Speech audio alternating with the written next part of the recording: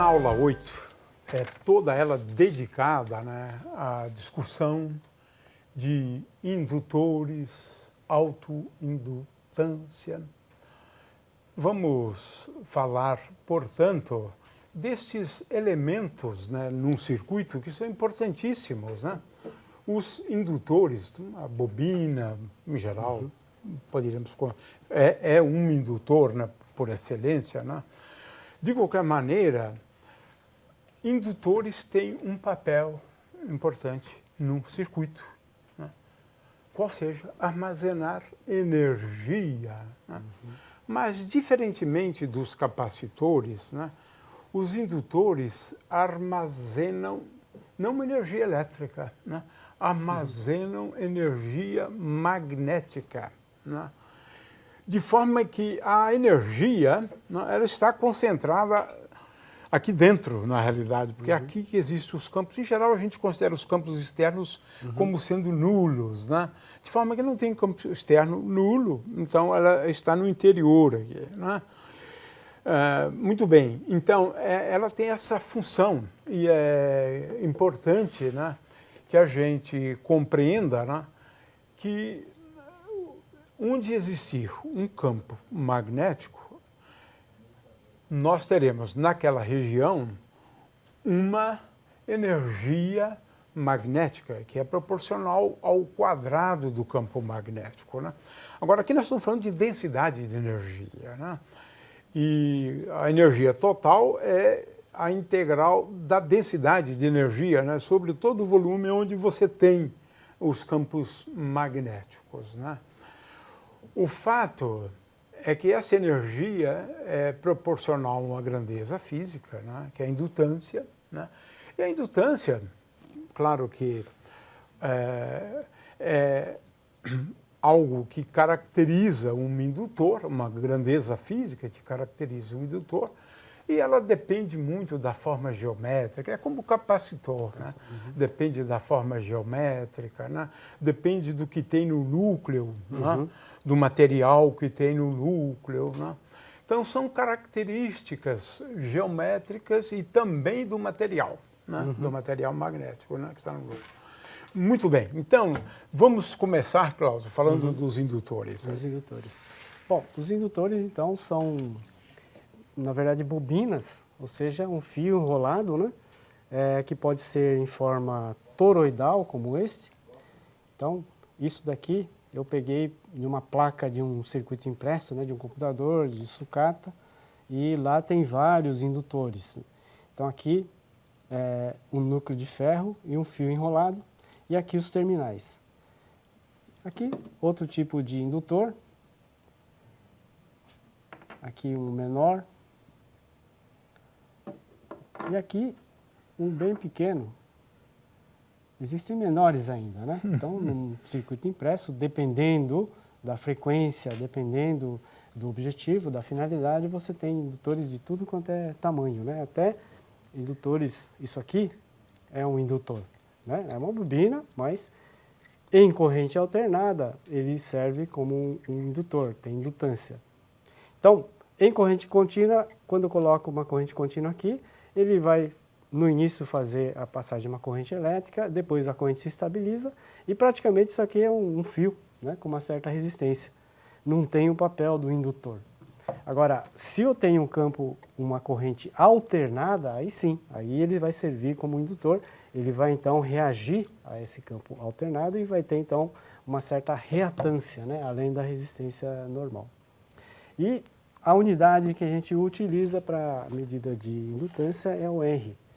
Então o R, na verdade, é a capacidade, é a quantidade de campo magnético que você pode produzir numa unidade de área, né, pela corrente que você faz passar aqui pelo indutor, né?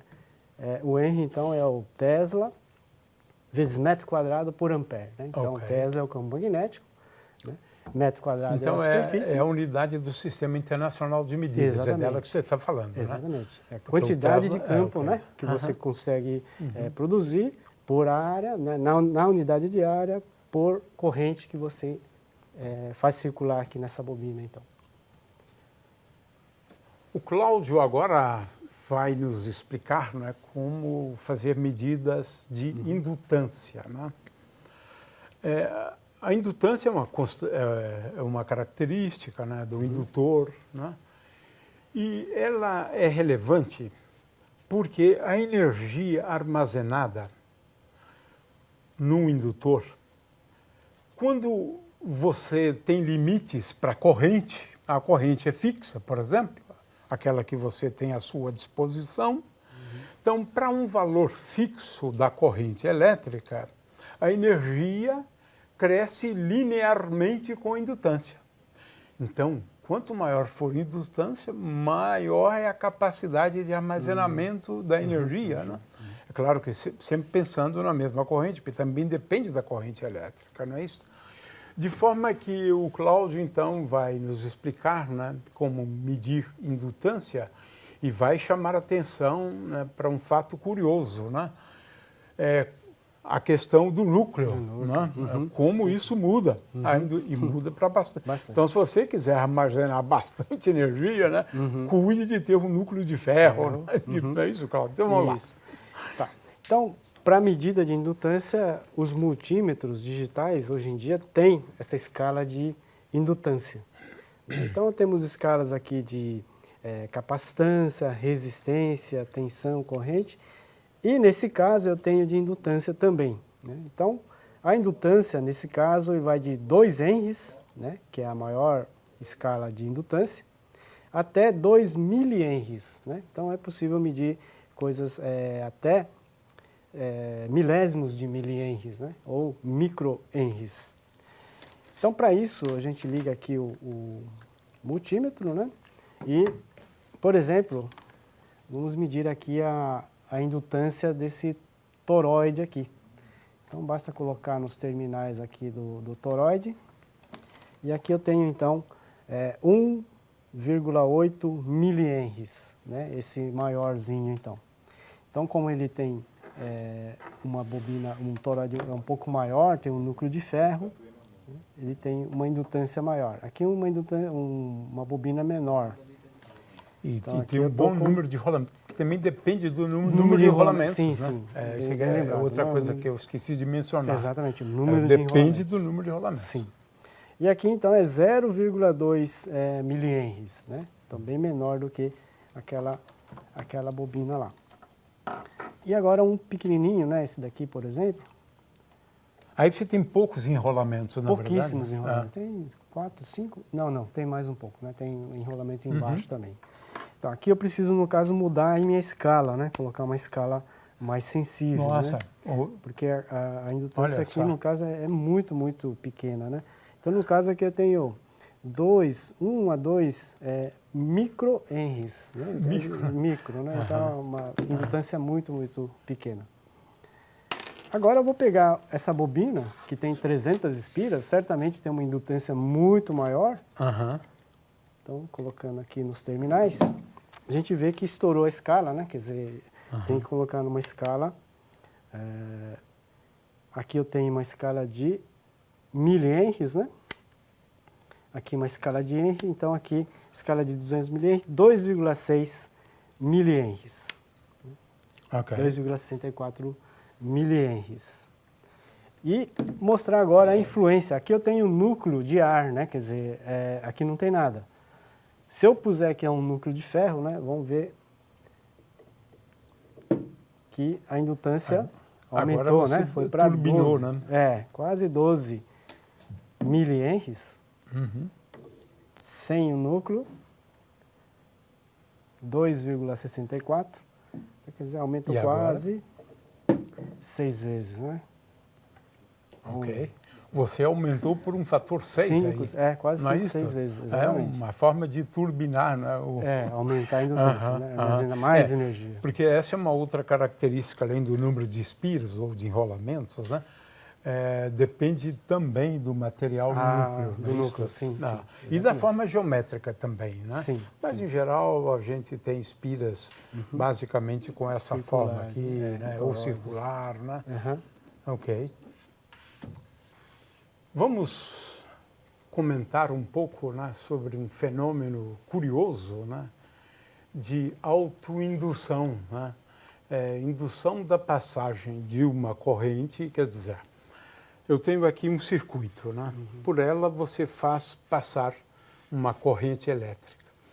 Essa corrente elétrica gera um campo elétrico, um campo magnético e que induz uma corrente, né? Sobre o circuito, sobre si mesmo. Daí o nome autoindução.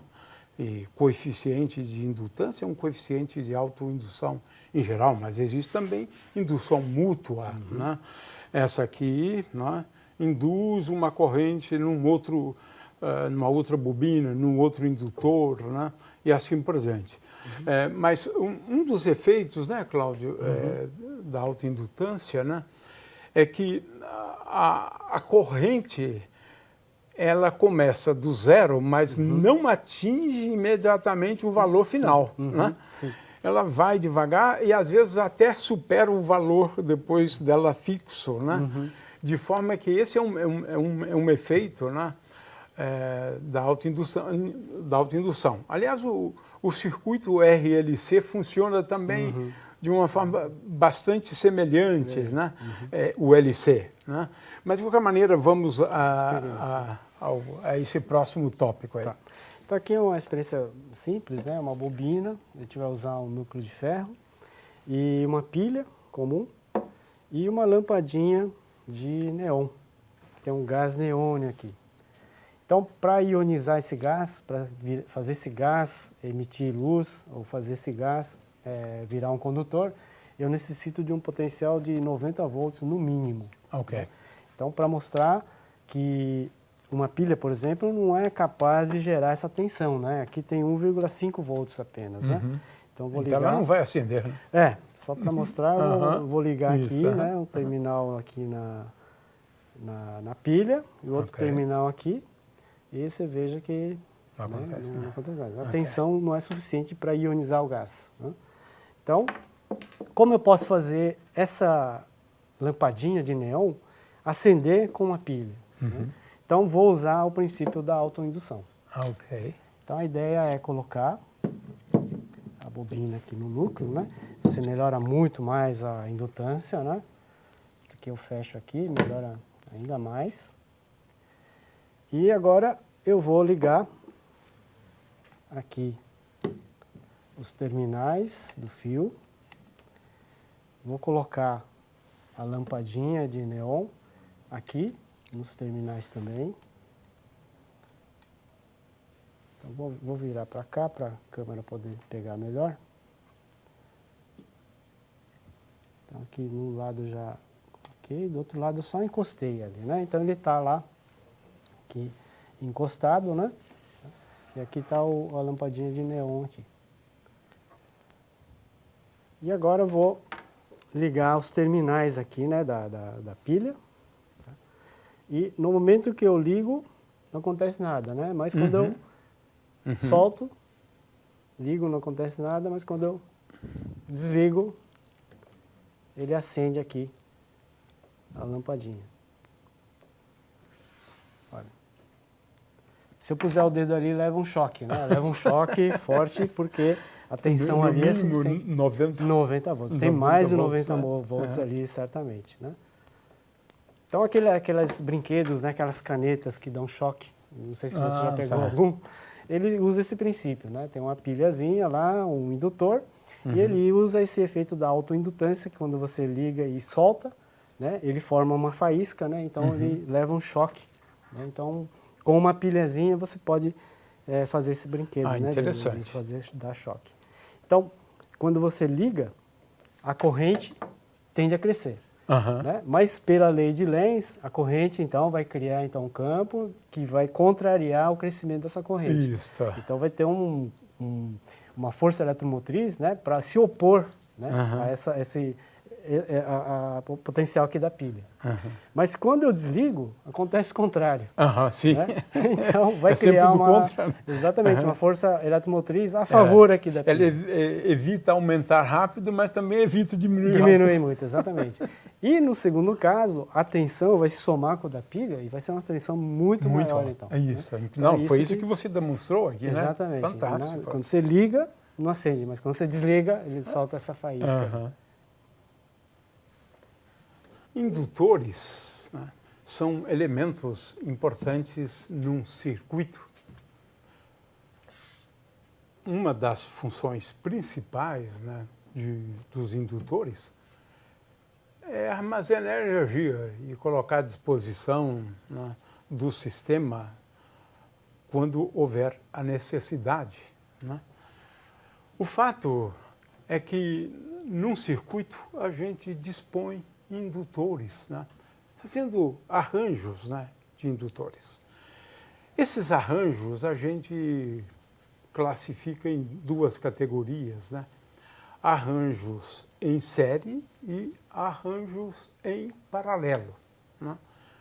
De forma que uma das questões que a gente tem, até mesmo para simplificar as contas, né? Para a gente utilizar as leis de Kirchhoff, né? De tal forma a fazer previsões, né? Sobre as tensões e correntes, né? Sobre cada elemento, né? Do circuito, né? A gente procura encontrar um capacitor que é equivalente, digamos, a N capacitores colocados em série. Ou seja, esse é o caso de capacitores. Aqui, no caso, é de indutores, né? Nós colocamos indutores, né, em série, capacitores também, mas a nossa preocupação agora são os indutores, né? Então, o nosso problema é de saber um indutor que é equivalente a um conjunto de indutores colocados em série. Ou seja, o que nós estamos procurando, né, é a indutância equivalente, né, quando nós colocamos indutores cujas indutâncias são conhecidas, né, em série. Né? É isso, então, que o Cláudio vai explicar agora. Bom, então, de novo, vamos utilizar o multímetro na escala de Henry, né, milihenries, e duas bobinas, uma de 600 espiras e outra de 300 espiras. Inicialmente, vamos medir a indutância de cada uma delas, né, separadamente. Então, vamos pegar essa de 600 espiras. Pelo arranjo aí deve ser bem próximas, né, Cláudio? Ou alguma delas tem alguma coisa de especial? Não, não. Não, mas tem de 600 espiras. Isso, agora que okay. Quase o dobro. 600 espiras. Isso. Ok. O dobro do número de espiras, né? Mas a indutância não necessariamente o dobro, né? Vamos ver, 10,64 milihenries, né? Essa é a indutância desse daqui, de 600 espiras. Tá? E vamos para essa daqui, de 300. Ela tem metade do número de espiras, porém, a indutância 2,64 milihenries. Apesar de ter metade, não é metade, né? Porque depende de outros fatores, né? Como o diâmetro do fio, né? A área, o comprimento, quer dizer, tem outros fatores envolvidos ali. Né? Vamos agora associar esses dois indutores em série. Então vamos ligar.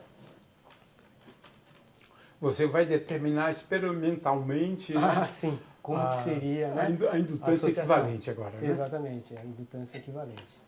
Bom, eu liguei o terminal desse, aqui nesse, né? E a saída desse vou ligar aqui no multímetro. Ok. E a entrada desse aqui no multímetro. Então eu tenho agora uma indutância de 13,33. Ou seja, você adicionou. Adicionou, né? É como se fora resistências. Então tem uma resistência aqui, a soma em série vai ser a soma das resistências, no caso a soma das indutâncias. Ok, ele demonstrou na prática essa regrinha, né? L é igual a L1 mais L2 mais L3, se você tiver N, né, indutores. Para a gente encerrar essa aula, né, o Cláudio vai fazer experiências para demonstrar aquilo que a gente deduz, né, teoricamente. Né? Do ponto de vista das indutâncias equivalentes, né, a gente segue basicamente a mesma regra para o caso das resistências. Né? Se os indutores estiverem em série, a indutância equivalente é a soma das indutâncias, vimos isso antes. Né? No entanto, se elas estiverem em paralelo, segue aquela regra para resistência, né? 1 sobre L é igual a 1 sobre L1 mais 1 sobre L2 mais 1 sobre L3 mais, né? Então, o que ele vai agora verificar, basicamente, é essa regrinha simples, né? Então, vamos lá. Vamos lá. Então, novamente, usando aqui o multímetro na escala de milihenries, vamos medir novamente a indutância separadamente, né, de 600 espiras. Eu tenho aqui, então, 10,64 milihenries. 10,64. Essa tem 600 espiras. E vamos ligar agora para verificar a indutância desse outro de 300 espiras. Aqui a indutância 2,64 milihenries. 2,64. Eu gostei que você chamou a atenção antes, né, Cláudio, para o fato de que não é só o número de espiras que conta. Não, esse que é o ponto, né? Da geometria, do material que está dentro. Material, né? Exatamente. Agora vamos fazer o acoplamento em paralelo, né? Então eu vou ligar um dos terminais aqui de 600 aqui nesse outro aqui de 300. E o outro fio nesse terminal, agora nesse Então, terminal. os terminais dos indutores estarão sob a mesma tensão. Sobre a mesma tensão, exatamente. Okay. Está em isso paralelo. Essa que caracteriza, né? Um circuito em paralelo. E agora vamos medir, né? Eu posso colocar aqui, né? Como aqui, tanto faz, né? Porque esse potencial está no mesmo esse está no mesmo desse, então eu posso ligar tanto aqui como aqui. Então vamos ligar aqui e medir a indutância equivalente num circuito paralelo. 2,11, então, é a indutância em paralelo. Né? Ok. Então, se eu fizer aquelas contas, né, 1 sobre L1 mais 1 sobre L2 igual a 1 sobre L equivalente. Obedecendo, então, essa regra, né, essa lei que a gente deduz, na verdade. Né? Deduz. Muito bom. Então, com isso, encerramos a aula 8.